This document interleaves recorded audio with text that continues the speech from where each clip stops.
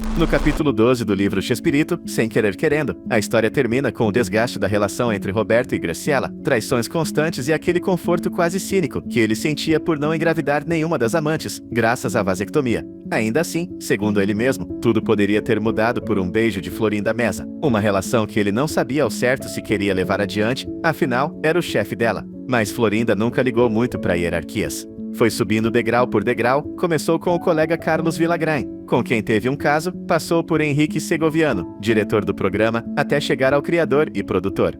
O episódio final de Chespirito começa com a família assistindo ao programa na TV, provavelmente o famoso episódio de Acapulco, um clássico adorado por famílias de todos os países onde foi exibido. Um episódio que capturou a gentileza dos personagens, a ternura do grupo levando o Chaves para ver o mar pela primeira vez, todos reunidos na mesa, tomando café da manhã e celebrando as férias como se fossem, de fato, uma família. Mas por trás das câmeras, tudo estava desmoronando. Nada era como o público imaginava. Os egos inflados acabaram por destruir um dos programas mais queridos da televisão.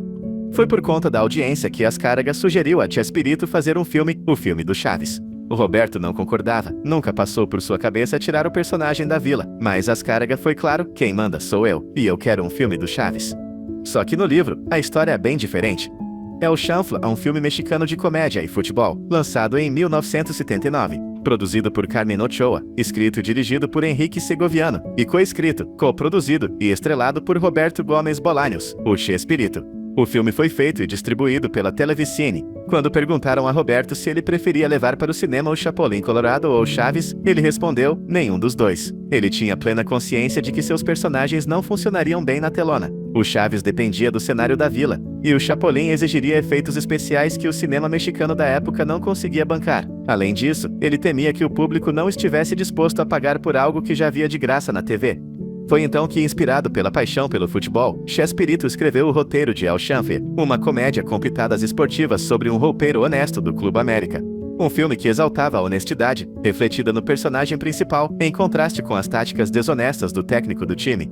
O elenco era o mesmo dos programas, mas todos em papéis bem diferentes. Henrique Segoviano, que dirigia as câmeras na televisão, estreou como diretor de cinema e teve acesso total ao Estádio Azteca, aos uniformes e às instalações do Clube América, graças ao apoio de Emílio Ascarga Milmo e Guillermo Canedo. No livro, fala-se muito da honestidade do Chanfle e de como alguns achavam o personagem ridículo. A honestidade dele se estendia a tudo. Por exemplo, assumir a culpa quando bateu seu velho carro em outro que estava estacionado e ainda sair procurando o dono para pagar pelo prejuízo. Mas quem diria que justamente esse tipo de atitude seria alvo das críticas negativas ao filme? Isso é ridículo, escreveu um crítico. Não existe no mundo uma única pessoa que se comporte assim. Roberto comenta: o que eu não encontrei foram críticas à atuação, à direção, à fotografia, à iluminação, ao ritmo, à edição. Uma pena, isso teria sido útil pra gente. Ele ficou quase desanimado ao ler tantas críticas, mas algum tempo depois teve uma surpresa boa em várias cidades. No dia da estreia de El Chanfle, o trânsito teve que ser interrompido por causa das multidões indo aos cinemas. Um fenômeno que lotou as salas tanto na Cidade do México, superando até filmes do Cantinflas. Foi só depois desse sucesso de El Chanfle que vieram os discos em LP, ao contrário do que mostra a série. As turnês também vieram depois, assim como aquele beijo entre Florinda Meza e Roberto.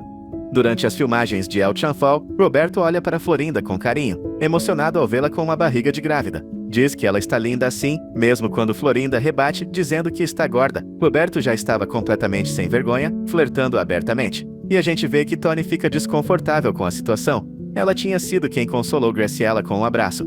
Mas, como sempre foi o jeito de Florinda, ela não se importa com o que os outros pensam, e continua com o jogo de sedução. No livro, aliás, fala-se da maternidade que Florinda nunca pôde realizar. Como consequência de uma cirurgia, Florinda perdeu toda a chance de alcançar algo que talvez fosse o seu maior sonho, ser mãe. Porque se tem uma mulher que carrega um forte instinto maternal, essa mulher é Florinda Meza. Não existe bebê que não desperte nela o impulso imediato de proteger, cuidar e oferecer todo o carinho que tem. E isso não se limita aos bebês. Da mesma forma, ela se desdobra para ajudar qualquer criança ou adolescente que precise de apoio, sem importar cor, religião, origem ou classe social. Às vezes ela diz, uma criança rica precisa mais de ajuda do que uma pobre, referindo-se, claro, à ajuda emocional, à presença, ao afeto, muito mais importantes do que qualquer apoio financeiro. Resumindo, se existe alguém realmente maternal, essa pessoa é Florinda Meza. Tudo isso só aumenta ainda mais o quanto reconheço e sou grato à mulher que escolheu dividir a vida comigo. Porque, desde antes de começarmos nosso relacionamento, Florinda já sabia que eu tinha feito uma vasectomia depois do nascimento da minha filha caçula, Paulina, por recomendação de Graciela e do ginecologista dela, que consideraram a operação necessária para preservar sua saúde.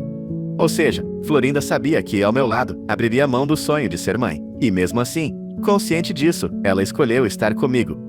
Graças a esses filmes, ela teve a oportunidade de se aproximar de grandes nomes como Pelé e Maradona. Em outra cena, enquanto filmavam no estádio, Segoviano olha para Florinda e diz: "Tá vendo o que você provoca?", claramente incomodado ao ver que ela jogou fora o anel, sinal de que a traição já vinha de muito tempo, durante as turnês que Roberto não permitiu que ele acompanhasse.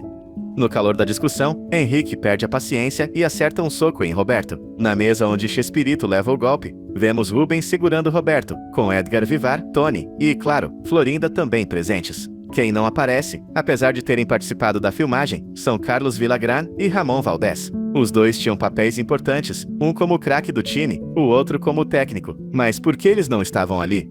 Talvez porque Carlos já não se sentia mais confortável naquele ambiente, e Ramon se incomodava com Florinda, a quem já via como uma nova mechefa dentro do grupo. Mais adiante, vemos Jamaica dizer a Carlos que, ou ele se alinha com as decisões de Roberto, ou não teria mais espaço na empresa. Carlos reage com raiva, e isso, no livro, é contado de forma muito diferente. A saída dele não foi como se mostrou na série. Segundo Roberto, os dois conversaram num restaurante chamado Vips. Foi um papo calmo, educado, onde Carlos compartilhou seu desejo de seguir com o personagem Kiko. Roberto disse que ele podia continuar, mas aconselhou que isso não o limitasse, que não ficasse preso ao passado. Carlos, animado, prometeu seguir o conselho. Eles se abraçaram, mas na prática, Carlos acabou tomando um outro rumo. Depois dessa conversa, decidiram que El Chanfle merecia uma continuação. O enorme sucesso do primeiro filme fez crescer a pressão por uma sequência. Enquanto se preparava para dirigir seu primeiro longa, Charito, projeto que lhe abriu as portas para a seção de diretores do STPC, graças a mudanças internas no sindicato, a produtora avaliou que El Chanfle ainda tinha muito a oferecer. Chespirito aceitou fazer El Chanfle 2, mas com uma condição: que houvesse um bom motivo para justificar a continuação. Felizmente, isso não foi difícil. Os personagens estavam bem construídos, o que facilitava dar continuidade às suas histórias de maneira coerente. Embora o livro não aprofunde os detalhes da trama de El Chanfle 2, fica claro que a decisão não foi apenas comercial, havia uma base narrativa sólida. A história do humilde roupeiro do Clube América seguiria, mantendo o tom de comédia familiar e valores como honestidade e simplicidade. Claro, nem tudo foi fácil. Houve polêmica. Queriam que o filme fosse feito para a TV, mas Roberto bateu o pé, ou seria lançado nos cinemas ou não sairia. Ascarga, acostumado com o sucesso financeiro, cedeu. Logo após isso, e depois da cena entre Carlos e Jamaica que vimos no episódio, o grupo que permaneceu embarcou em uma turnê pela Argentina. Lá Roberto realizou um sonho: conhecer seu ídolo, Luiz Sandrini. Eles conversaram sobre suas trajetórias, e um ano depois, Sandrini faleceu. Um encontro que se conectaria poeticamente ao que seria o encerramento da série vai continuar enquanto o corpo aguentar. Na volta da Argentina, Roberto recebeu uma notícia amarga de Ascarga. Ele tinha conversado com Carlos, que pediu para fazer um programa com o Kiko. Ascarga diz que a decisão era de Roberto. E Roberto não se opôs, diz que dava o aval, desde que Carlos reconhecesse sua autoria sobre o personagem. O tempo passou, e o braço direito de Ascarga ligou para Roberto com uma notícia ruim. Carlos não aceitava a condição. Alegava que Kiko era dele, por interpretá-lo há tantos anos. Roberto, irritado, respondeu que, nesse caso, não autorizava o uso do personagem. Em suas palavras, Roberto disse: "Depois disso, achei que Carlos se arrependeria, que pediria desculpas e voltaria a me procurar para retomar o projeto, e eu aceitaria, com a mesma condição, o reconhecimento da minha autoria sobre o Kiko. Mas, em vez disso, Carlos entrou com um processo contra mim, alegando ser o criador e dono do personagem. Por conta dessa disputa, muito provavelmente relacionada aos direitos autorais, Carlos se cercou de advogados peruanos, que exigiram provas de que Roberto era, de fato, o criador. Então Horácio, irmão de Roberto, apresentou um documento assinado por todos os atores, confirmando que os personagens pertenciam a ele. Todos assinaram, inclusive Tony. Mas anos depois, tentando registrar sua personagem, ela descobriu que Horácio não tinha feito o trabalho direito e acabou registrando a Tilindrina em seu próprio nome. La pelea entre ambos continuó, y en el libro se dice lo siguiente. Luego, durante las declaraciones por la demanda, Carlos dijo que yo lo había obligado a firmar dicho documento, presionándolo mediante la retención de su sueldo. El argumento, seguramente sugerido por seus abogados, era plenamente infantil, já que era Televisa, e no yo, quem pagava dichos sueldos, e a empresa jamás lhe traçou um solo pago. Por outra parte, estava o testemunho de todos os demás actores. Enfim, el fallo foi total e facilmente favorável a mim. Ahora, dijeron después os abogados de Sojam, tu puedes hacer dos cosas, contrademandarlo e impedir que trabaje em qualquer país usando o personagem de tu criação. No, respondi, não haré nenhuma de las dos cosas. Por que não? Roberto dio um exemplo del roubo de um auto. Dijo que él denunciaria el roubo de um auto em sua totalidade, no del espejo retrovisor, e cerrou com esta frase. Se el espejo, em este caso é o personagem de Kiko, le dá de comer a Carlos, que lo haga, e buen provecho. Carlos tuvo grandes benefícios com seus programas.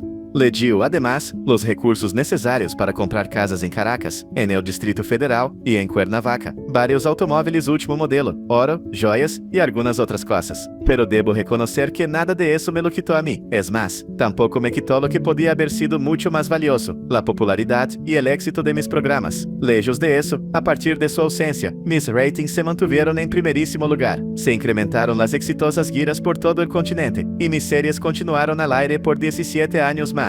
Ivre podían haber seguido aí durante muito tempo mais, pero um dia a empresa retirou todos os programas humorísticos de Canal 2 Merrells para concentrar-se unicamente na proyecção de telenovelas. Afortunadamente, no para mim, sino para el público. Tal medida foi revocada tempo depois.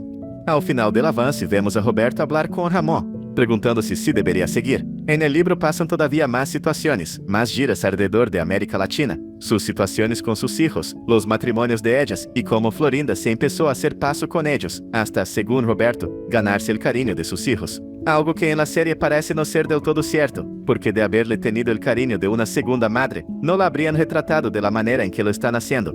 Talvez veamos la ausencia de Ramón, y en los avances sí vemos a Jaimito, por lo que después de la plática, muy seguramente sea la ausencia de Ramón la que llegue. La ausência de Ramón Valdés me hacía pensar em la necessidade de conseguir a outro actor de maior idade, principalmente para los programas del Chavo.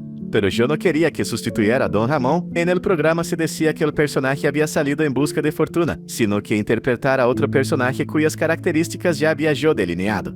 Se llamaría Jaimito, tendría algunos años más que Don Ramón y trabajaría como cartero. Pero sus características principales sería evitar la fatiga y hacer bucólicas remembranzas de su pueblo natal, Tangamandapio, Michoacán, y había la coincidencia de que ya tenía a la mano al actor apropiado para esto. Se trataba de alguien que había participado en todas las películas que hizo Raúl el Chato Padilla. Em um princípio, sin embargo, Raúl não estava plenamente convencido de que lhe gostaria encasear-se em um personagem fijo, pero cambiou de parecer depois de que foram a Colômbia, evento que merece narração à parte. Como vai terminar la série com la gira de Bogotá, quando Roberto já está demasiado estressado por todo o tempo que ha passado, el divórcio, la demanda de Carlos Villagrán, la ausência de Ramón, quien se foi a trabalhar com Carlos a outro país. En el elevador estão todos menos ellos dos. Particularmente, no creio que la série tenha um cierre definitivo. Me parece que el libro tiene muchísima tela de donde cortar, incluyendo como foi que, com la edad, Roberto tuvo que dejar la vecindad para irse directamente a la escuela e quedar-se sentado la maior parte del tiempo, pues la salida del barril já começava a cobrar factura em suas articulações. Estos solo serían algunos datos de lo que vendrá en el final, según el libro, pero pueden añadir mucho más dramatismo para mantener al espectador. A briga entre os dois continuou, e no livro está escrito o seguinte. Depois, durante os depoimentos do processo, Carlos afirmou que eu o havia forçado a assinar aquele documento, pressionando-o ao reter seu salário. Um argumento claramente infantil, provavelmente ideia dos seus advogados, já que quem pagava os salários era a Televisa, e não eu, e a empresa jamais atrasou um único pagamento. Além disso, havia o testemunho de todos os outros atores. No fim das contas, a decisão foi totalmente favorável a mim, e com facilidade. Agora, disseram depois os advogados da Sojin, você pode fazer duas coisas, abrir um processo contra ele e impedir que use o personagem criado por você em qualquer país. Não, respondi, não vou fazer nenhuma das duas coisas. Mas por quê? Roberto então deu um exemplo envolvendo o roubo de um carro. Disse que se fosse o caso, denunciaria o roubo do carro inteiro, não só do retrovisor, e encerrou com a seguinte frase. Se o retrovisor, nesse caso o personagem Kiko, serve de sustento para o Carlos, que sirva, e bom apetite. Carlos tirou grandes proveitos com seus programas. Isso lhe permitiu comprar casas em Caracas, na Cidade do México e em Cuernavaca, além de carros de última geração, ouro, joias e outras coisas. Mas preciso reconhecer, nada disso foi tirado de mim. E mais, ele também não tirou aquilo que talvez fosse o mais valioso de tudo, a popularidade e o sucesso dos meus programas. Muito pelo contrário, a partir da saída dele, minha audiência continuou no topo. As turnês se multiplicaram por toda a América Latina e minhas séries permaneceram no ar por mais 17 anos. E poderiam ter seguido ainda por muito tempo se a emissora não tivesse decidido, um dia, retirar todos os programas de humor do Canal 2, focando exclusivamente em telenovelas. Por sorte, não para mim, mas para o público. Essa decisão foi revertida algum tempo depois. No fim da prévia, vemos Roberto conversando com Ramon, se perguntando se devia ou não continuar. No livro, ainda acontecem outras coisas, novas turnês pela América Latina, momentos com os filhos, os casamentos delas, e como Florinda foi, aos poucos, se aproximando da família, até, segundo Roberto, conquistar o carinho de suas filhas. Mas isso na série não parece totalmente verdade, porque se elas tivessem mesmo desenvolvido por ela o carinho de uma segunda mãe, não a estariam retratando da forma como fizeram.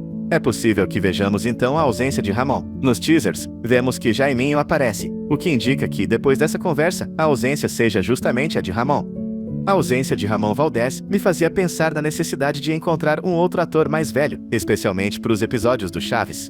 Mas eu não queria que ele substituísse o personagem Don Ramon na série. Dizia-se que ele tinha saído para buscar fortuna, e sim que desse vida a um novo personagem com características que eu já havia planejado. Ele se chamaria Jaiminho, seria mais velho que Don Ramon e trabalharia como carteiro. Suas marcas registradas seriam evitar a fadiga e fazer lembranças bucólicas de sua terra natal, Tangamandapio, em Michoacán. E havia uma feliz coincidência, eu já tinha o ator ideal para isso. Era alguém que esteve em todos os meus filmes, Raul El Chato Padilla.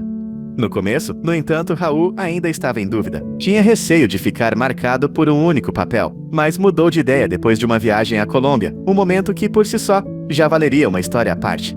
Como a série vai terminar com a turnê em Bogotá, tudo parece se encaminhar para esse encerramento.